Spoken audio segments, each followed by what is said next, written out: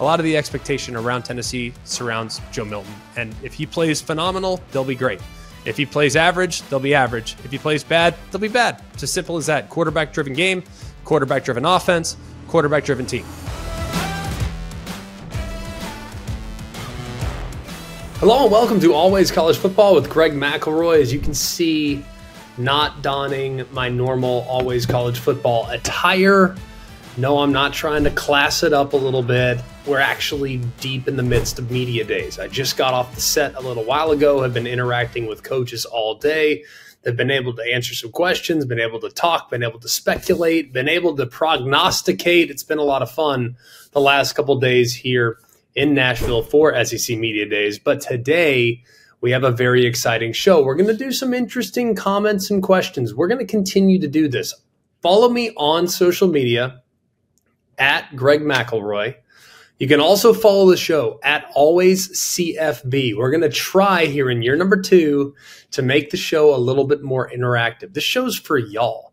I want to know your opinion. We'll react to it, and we'll do that from time to time, and we'll try to at least do it in every single show. Today, a couple of interesting tidbits that we want to get into. Who are the biggest Heisman contenders in the SEC in 2023? We also are going to knock on the idea that it's Bama and LSU in the West, Tennessee and Georgia in the East.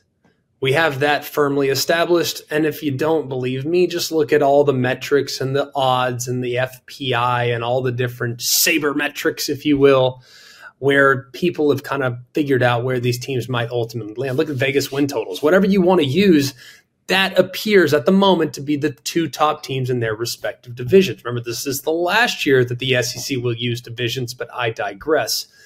If those 2 are at the top in their respective side of the league, who's next? We'll talk about some of those teams. Maybe just one that will surprise you. Perhaps it's a team that had high hopes last year, and now maybe they can realize some of the expectations and reap some of the rewards of what was a terrific signing class just a couple years ago. We have a lot that we need to get to, so let's not waste any additional time with Mark Kubiak, Jack Foster, and Jake Garcia. Let's talk about it here on Always College Football. 2 giant SEC topics here. We're deep in the middle of SEC Media Days, 3 days in now. And we're starting to assess what these teams might ultimately be. Now, last week, I put out a question on Twitter. I actually put out 2 questions on Twitter. I put out a bunch of questions on Twitter. But these 2 in particular were drawn for this show. 1, if not for the obvious 4, Alabama, LSU out of the West, Georgia, Tennessee out of the East. I said obvious, or the kind of assumed 4 that would ultimately be picked, 1 and 2 in each respective league, who could potentially shock the world and steal the SEC crown. And we had a ton of response to this. Now, I really, by the way, I very much appreciate how many people took time to respond. It actually gave good quality reasons as to why they believe some of these teams could potentially pull something off. And when you actually get a tweet from someone all the time that says, hey, South Carolina, that's pretty dang good. I also was surprised. And maybe I'm just putting too much stock into what happened last year. Maybe I'm putting too much stock into the upside or the hype that Tennessee's getting.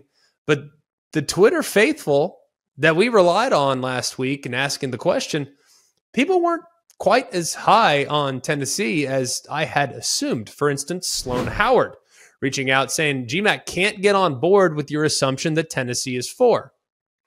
I understand that.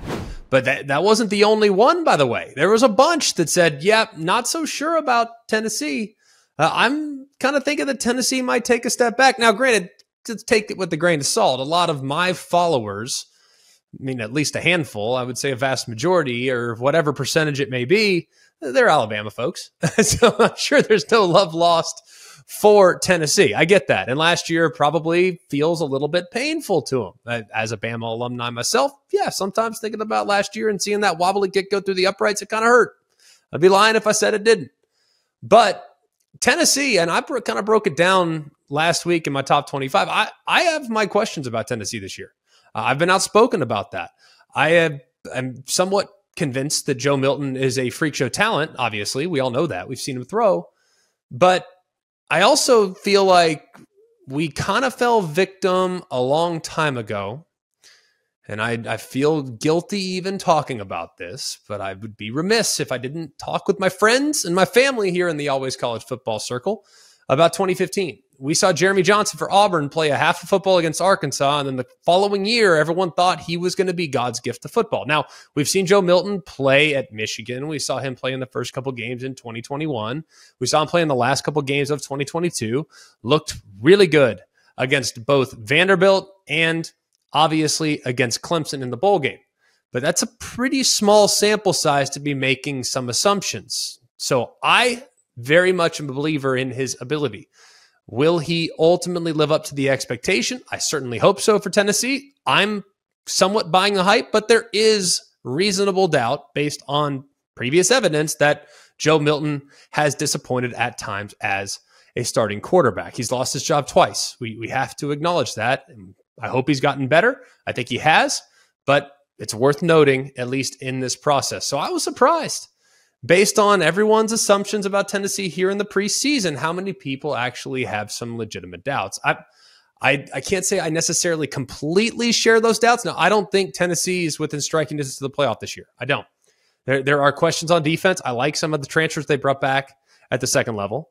I think the defense as a whole has a chance to be as good, if not in some ways, maybe just the tiniest bit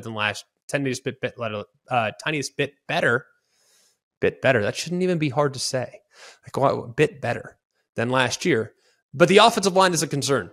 I have to be totally honest. When looking at the offensive line, you lost not one, but two, your two best offensive linemen from a year ago. And those guys are not exactly easy to replace. Now, the system will alleviate some of those concerns, but it's worth noting that you lose a couple of difference makers up front, then that group could potentially take a slight step back. But let's be real.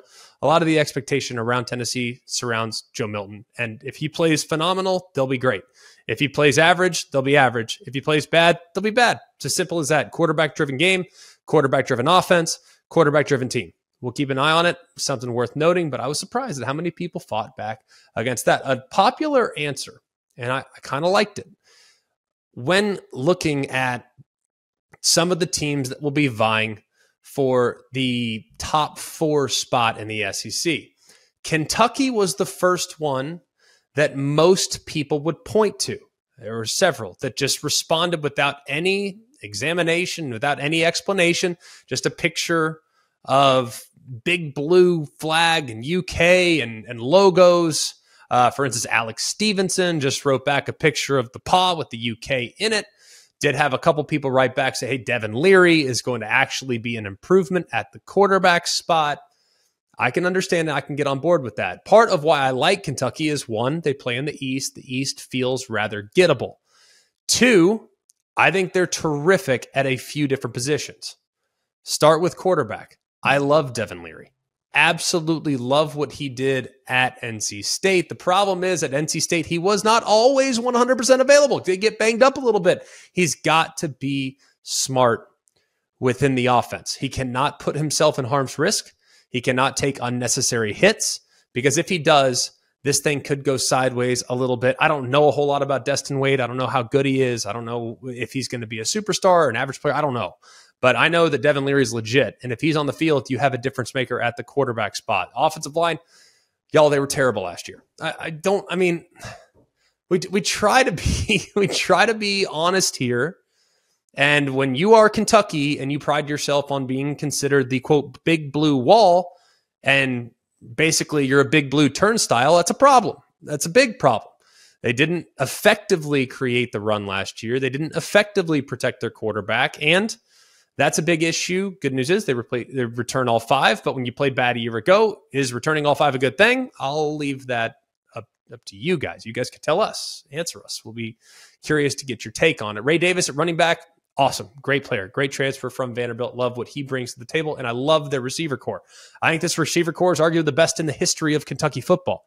Liam Cohen comes in. He's going to do a great job with the offense. They're going to create some issues for whatever defense it is that they're playing against. And then I guess when I look at Kentucky, I do have some concerns about the secondary. But let's be honest, man, it's Mark Stoops. They're going to be pretty dang good in the back end. And maybe not super elite in the back end like they've been at times, but they're going to be pretty dang good. And they bring back a good solid core in the front seven. So I think Kentucky is a really, really good candidate to crack the top four in the SEC. Another hot topic of debate amongst our Twitter following. And for those that didn't see it, at Greg McElroy, at always CFB. You can find us on Twitter, Instagram. You'll see us. So if you see these questions, chime in. We'll read your quotes on the air. I love this one. Absolutely love this one right here. And I said it all the time already. All the time. I'll go with USC. All Beamer's done is overachieve. Yes, they have a difficult schedule, but I can easily see them with 9 wins. Now, 9 wins. Now, let's keep in mind, last year, this team was pretty dang close to 9 wins already. They were pretty solid. But what's the next step for Shane Beamer and co? They played great the last couple games of the year. Obviously, the performance against Tennessee, the performance against Clemson, the performance against Notre Dame was pretty admirable as well. Obviously, they ultimately lost the game, but you score 38 points against that defense. It's something to feel pretty good about. Now, the defense, they still had to iron out a couple things, but for the most part, down the stretch, something clicked. But I have a hard time forgetting what happened against Florida. I have a hard time forgetting the performance against Missouri. I have a hard time forgetting the performance against Georgia. Granted, it's Georgia. I understand that Georgia's amazing. So those are the performances that need to be a little bit better. We got to iron out some of those issues, but I'm confident enough in thinking they'll be able to do that. Still going to be an elite special teams unit. And I think Spencer Rattler and Juice Wells, starting quarterback, starting wide receiver, alpha dog wide receiver, that's a pretty dang good tandem to start with. They're going to be very, very solid at that spot. You got DK Joyner that's going to be moving full-time to running back. That's exciting. And then you look also at Juju McDowell at running back. Should be pretty solid at that spot. Now, who's going to emerge outside of Juice Wells? You got Xavier Legette. Feel pretty good about his contributions, but they will miss Jaheim Bell, who transferred to Florida State. He was a very versatile piece that you could kind of move around, could create some different matchups with. He could put him at running back if he wanted to, and they did so time or two throughout the course of the end of last season. So it's going to be really interesting also to see how they factor in Trey Knox. Trey Knox is the transfer from Arkansas, has had success in this offense in the past. Remember, the new offensive coordinator is Dowell Logans. He was the tight ends coach at Arkansas. Dowell Logans comes from an NFL pedigree. Is he going to be more NFL? Or is he going to be more Kendall Briles like he was at Arkansas? I think Kendall Briles is probably more likely. I think that should suit what they're doing quite well. Very excited about what this South Carolina team can be.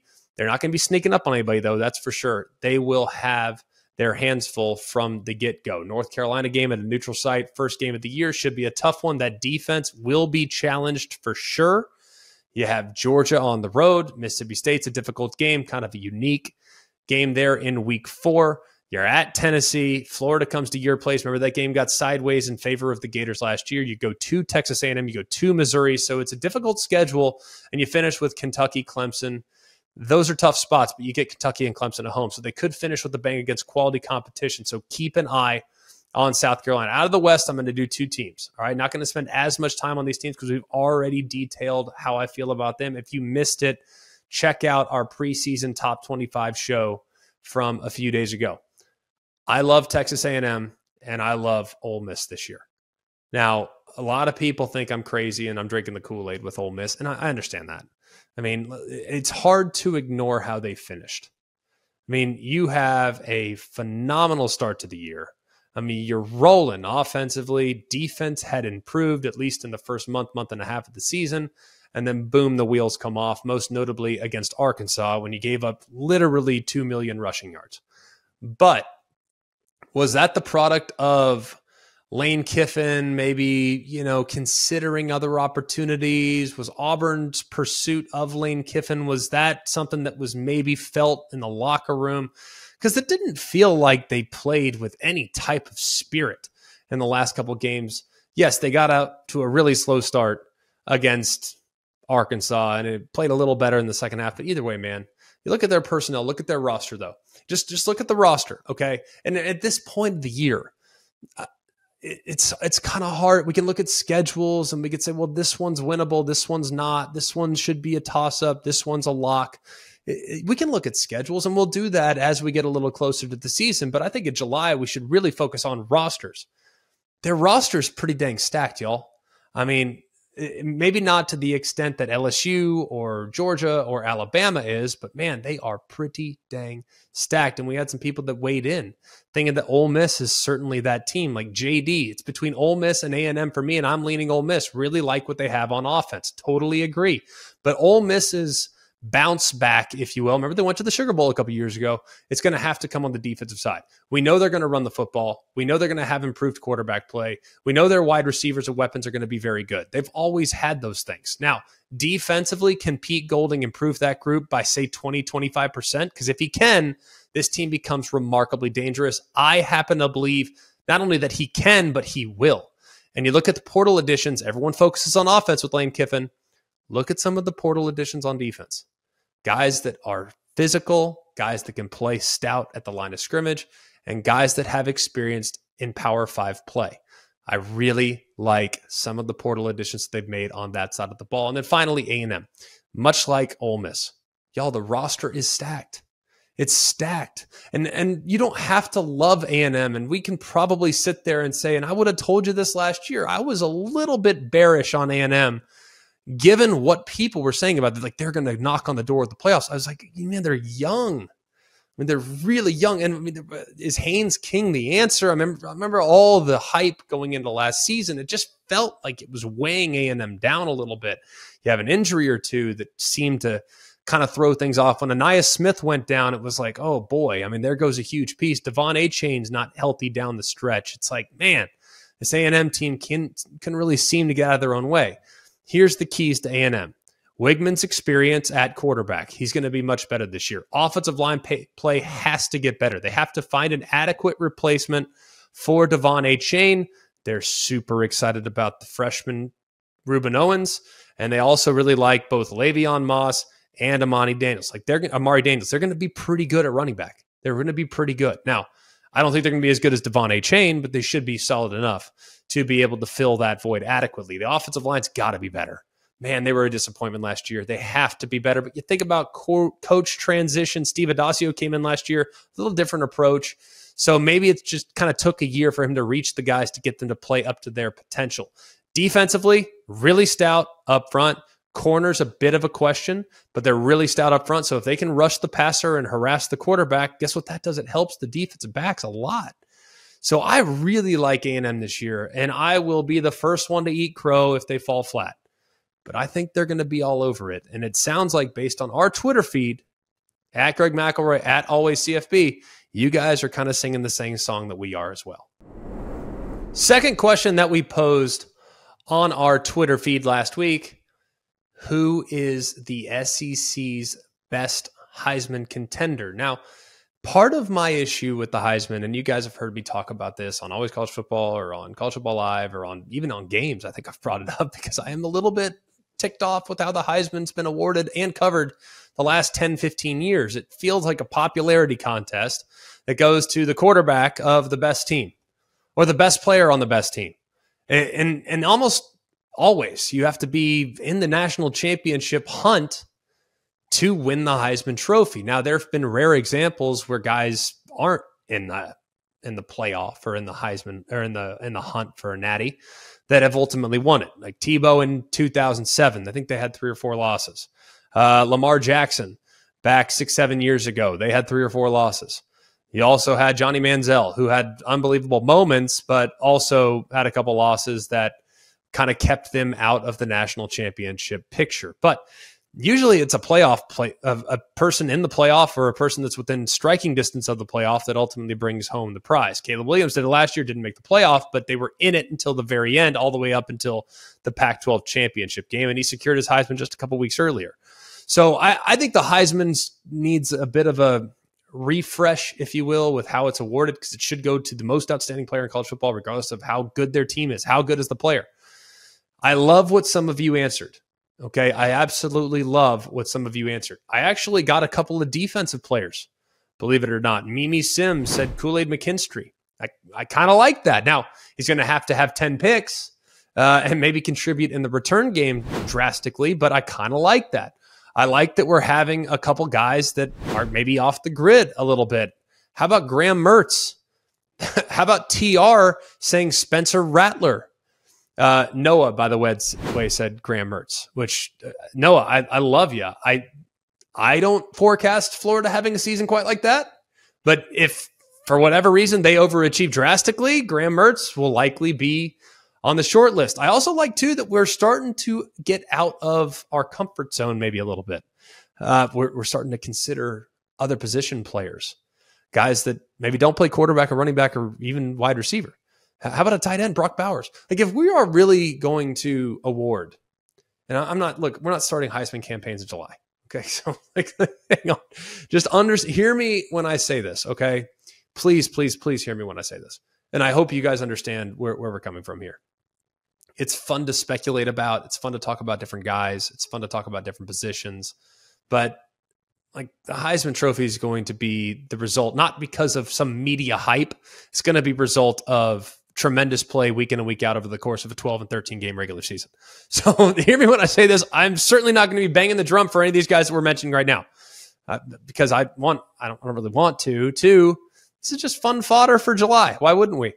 How about all the people that said Brock Bowers? Joe Neal saying Brock Bowers. A bunch of others, by the way. He's not the only one. Kenny P, Brock Bowers. A handful of others that actually said so as well. We had a ton of people chime in on this.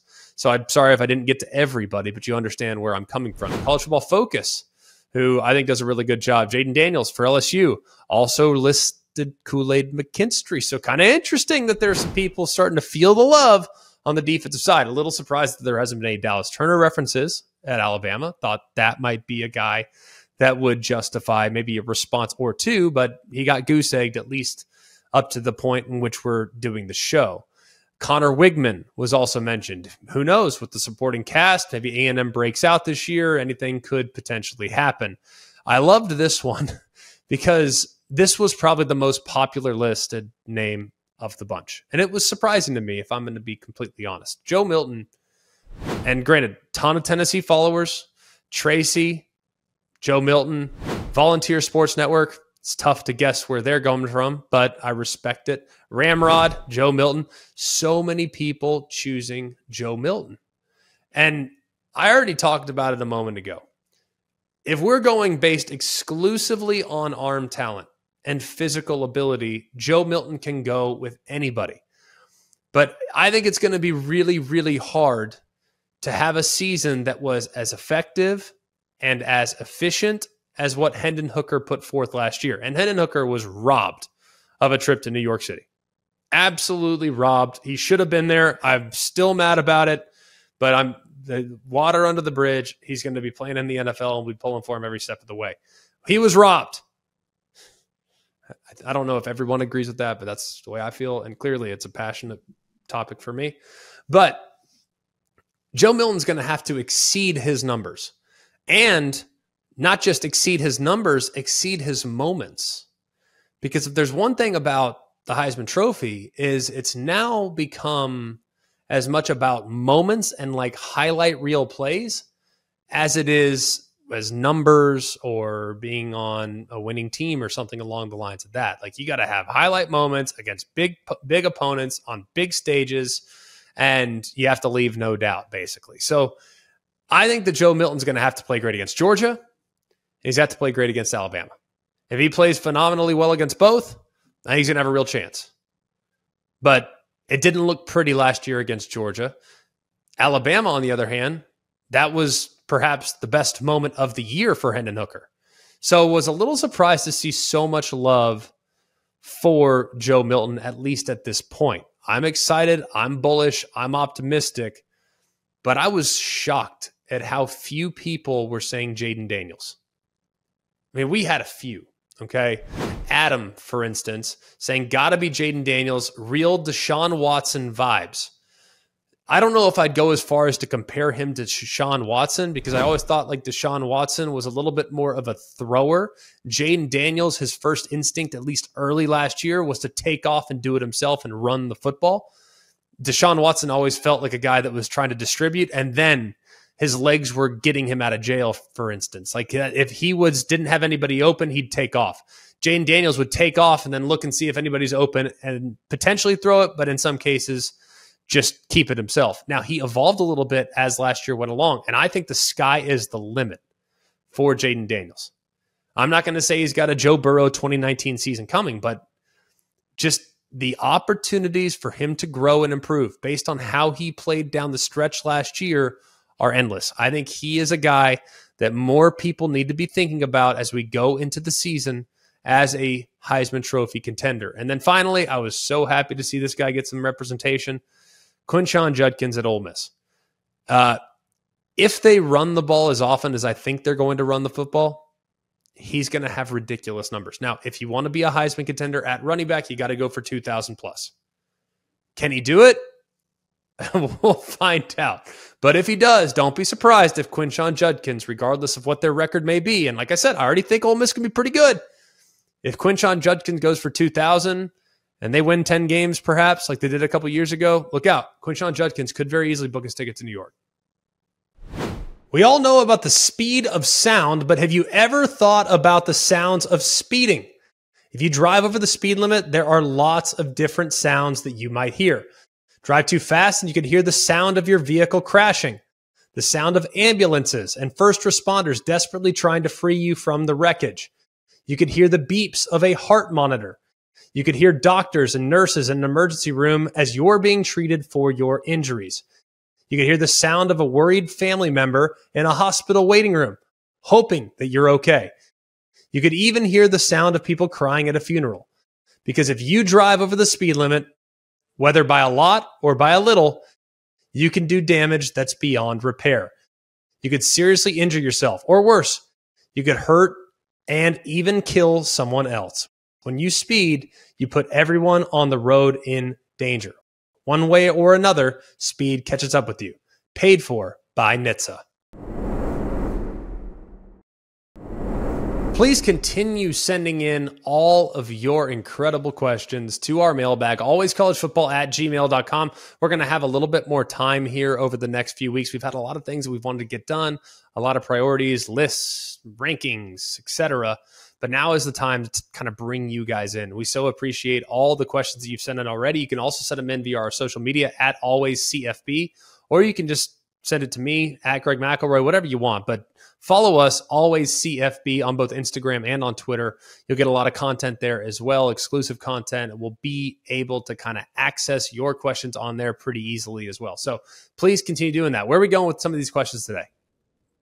All right, first question is from Daniel in Orange County. If USC somehow goes 15-0 this year and wins a national title, what does that do to the power balance in college football? It'd be significant. And because it adds, now granted, for Lincoln Riley, ultimately getting over the playoff hump, getting the job done, winning it. Caleb Williams, if they go 15-0, guess what? He's going to have a second Heisman Trophy, which would make him, at worst, the second best player ever when it comes to Heisman Trophy. So I think that it would be as big of a national championship as there's been in quite some time. And partly because the Big Ten will be welcoming in a new member. We haven't had a West Coast champion in a really long time, 2 decades. And granted, Oregon's been there a couple times. There have been some teams that have gotten close out on the West Coast, but ultimately knocking down the door and getting the job done, it'd be massive. Plus for the Big Ten, man, right now, the national championship focus in the last 8 years, dating back to 2015, has been Bama, Georgia, LSU, Clemson, and then you did have Florida State in 13. The one outlier as of right now has been Ohio State in 2014. So to add another national champion to the Big Ten in 24 would go a really long way. Plus, it would kind of remind everybody, and I think everybody already, and look, I grew up Like my most impressionable years in football, USC felt like they were never going to get beat. I mean, that was from 2003, 4, 5. Like USC, when they lost, it was like, you got to be kidding me. The world is coming to an end. Do you guys remember those days? Like when SC was just an absolute juggernaut. And I think people have kind of forgotten just how good SC can be. Now, last year was a bit of a reminder, but people still are able to kind of look at it and say, well, they don't play defense and they don't do that. Fair enough. But if they were somehow able to knock down the door, win a national champion, you get the West Coast back in the mix, you get the Big Ten back in the mix for national championships, it'd be a massive, massive. I don't want to say it's going to shift the power out of the Southeast as far as national championship supremacy, but it would go a long way in balancing out the argument with where the leagues are heading, knowing that Ohio State's not going anywhere, Michigan's not going anywhere, SC doesn't seem to be going anywhere, at least at this point. Penn State's not going anywhere, at least you hope they're not at this moment as well. So I think it'd be a huge championship for the Big Ten, even though SC is technically not in the Big Ten as of this moment.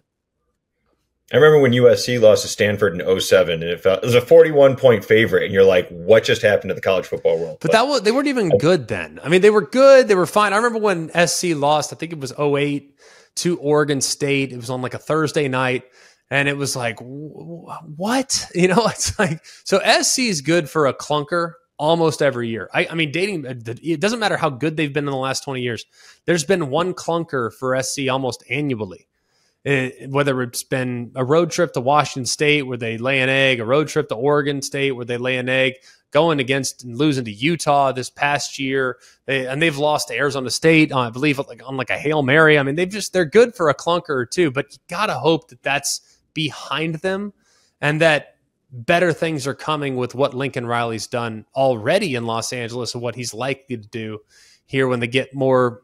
I don't want to say more resources because they're certainly not short on resources, but it just feels like the arrow is pointing up for SC. And do y'all agree with that? I mean, just hit us up. Always CFB. Do y'all agree? Do you feel like the arrow is pointing up for USC? Because, man, for me, it certainly feels like it is. All right, next question comes from Ken in New Orleans, but he's working in Asia. He says, can you take us inside the head of a quarterback? How do you block out the external noise from the public critique of the past week's performance, mentally prepare for the upcoming opponent, and at the game stay focused on execution and avoiding the distractions from the fans, the trash talk from the opponents, bounce back from mistakes, and execute at a high level? Well, it's a great question. Let's talk about on the field first, because a lot of people think, well, the crowd noise and the challenges of trying to communicate, nonverbal communication amongst your teammates, you would think that'd be crazy difficult, right? But the way they can simulate it now by having crowd noise at practice, most of these offenses are operating out of a no huddle anyways. So back 10, 20, 15 years ago when everyone was huddling up, it was a little bit different. When you'd go on the road and you'd have to do all these signals and change plays and all this stuff. Now, so much of it is done from the sideline, so it's not quite as challenging as it once was. Here's the thing I would say about blocking the noise on the field is, y'all, it's do or die every play. I mean, I think we all watched the movie The Program, right? And we look across the line and, yeah, I'm gonna peel your gap. Like, like you think that that's what's going on in a game. It's not. You think Latimer's going to rip your helmet off and take it to the sideline and hand it to James Conn? Like, no, it doesn't happen that way. I mean, like starting defense, place at the table. I mean, yes, it is. Sometimes it can be a little intimidating for sure. And there are guys that chirp. And I remember guys that I played against that would chirp, but it was all in good fun. I mean, it was never hostile. So you're so focused on what you have to do on the next play coming up that you can't really think about what people are saying to you. Like I remember there were plenty of people that would just chirp and you're just walking away. I'm just trying to get the play from the sideline. So I didn't even hear what you said, but I'm sure it was really mean and hurtful. Probably would hurt my feelings, and I wouldn't worry too much about that. So it's actually not as hard as you might think. What is challenging, and I think this is even more so nowadays, and I talk to players about it too. And when we try to look, when I'm doing a game, or when we're having a talk with the player on a Friday meeting before we call the game on Saturday, I just want to get to know the guy. I wanted to get to, because we all know what the player is. Like, I can watch the tape and look at the stats and the accuracy and the decision making. Like, we can see all that, but I want to know what makes you click. And there have been guys I've sat down with that are actually very, very vulnerable in those meetings, and maybe they're coming off a tough week. Played bad the week before, maybe cost their team a couple points, maybe cost their team a touchdown, whatever it may be. And there are guys that are really, really feeling that previous performance. And it makes you hurt. Like, as a dad, it makes me hurt because I think, man, I don't want, it's just a game, man. Like, but when your whole life goes into 12 performances a year and you train 365 days a year to try to play well and to give your team a chance and to perform at your very best, and you let yourself and your teammates down, it's a terrible feeling. It's absolutely horrible. It's a horrible, horrible feeling. It feels like a week of your life is wasted. And if you divide the year up by 12, you divide it by 12, basically a month of time that you put over the last year to go into that specific game is gone. And it was lost and you ruined it. It's a terrible feeling, but you used to be able to kind of escape it. It used to be like, hey, it happened. I'm bummed. I'm really disappointed. And you relive plays, and sometimes you can't sleep. Sometimes you can't eat, whatever it may be. But now it's way worse because these guys can't get on social media. These guys they have people that have your phone number. People are calling them anonymously, telling them that they're awful. And look, fans is short for fanatic, but man, these are kids. These are human beings. They're not robots that are just programmed to play football. Like, they're human. Like, they feel emotions. So I think the era that I played in pre-social media, it was easier to compartmentalize any bad performance or good performance. You didn't read your press clippings because guess what? The press clippings came on the Sunday paper. And I didn't have the Sunday paper in college. But nowadays it's hard to escape it. And that's why I think all of us, I'm not preaching or anything, but like, we just need to be really mindful about what we say to players and knowing that, hey, they're doing the best they can. They're not professionals. They're doing the best they can. And we need to try to support them as best we can. So in a long way of answering your question, Ken, it's very, very hard to do what you're talking about today. It's hard to compartmentalize. It's hard to focus. It's hard to get away from the outside noise because it's all around you and it's never ending. Back in our day, it wasn't as bad. Now it's really, really tough. In closing, the SEC has talked a little bit about whether or not horns down will be considered a 15-yard unsportsmanlike penalty. Doesn't sound like that's going to be a high priority. Remember the Big 12 a couple years ago saying this was going to be instituted and it will be used accordingly. Well, I think right now, between us, just the thousands of watching people downloading the podcast, I think the Big 12 might let that slide a little bit in 2023. And I think the SEC in 2024 will probably let it slide as well. Why not? Who cares? It's purely a symbol. It's all in good fun. I grew up a Texas Longhorn fan. For those that have watched the show, you know that I favor the Texas Longhorns this year. I like them quite a bit. But guess what? I did horns down when we played them. It's not because I hate Texas. It's because we beat them. Why not? No disrespect, of course. And, of course, I know all the Longhorn fans that are rolling their eyes saying, well, if Colt didn't get hurt, fair enough. We can have that conversation on a different day. I do want to continue to encourage y'all, if you could, and just take a second.